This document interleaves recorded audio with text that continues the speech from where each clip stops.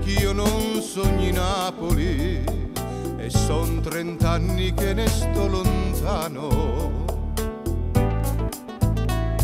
Al mio paese nevica il campanile della chiesa è bianco, tutta la legna è diventata cenere.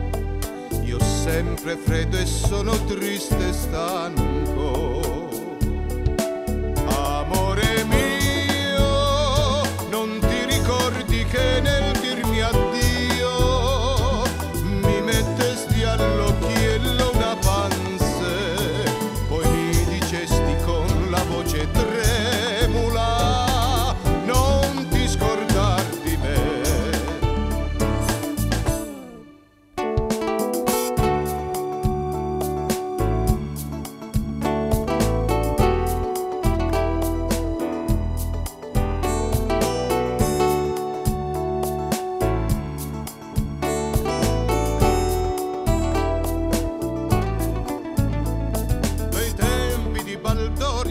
Dolce felicità fatta di niente, brindisi coi bicchieri colmi d'acqua al nostro amore tenero e innocente.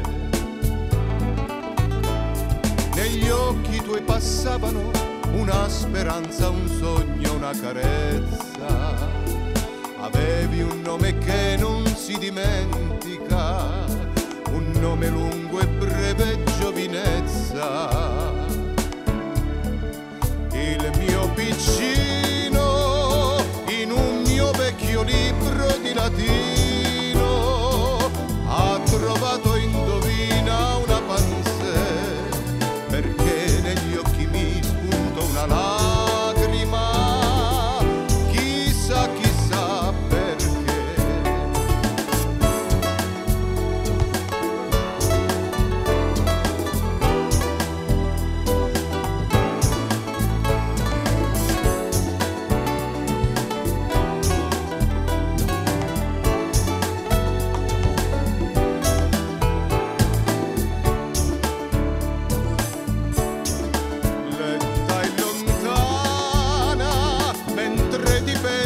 Suona la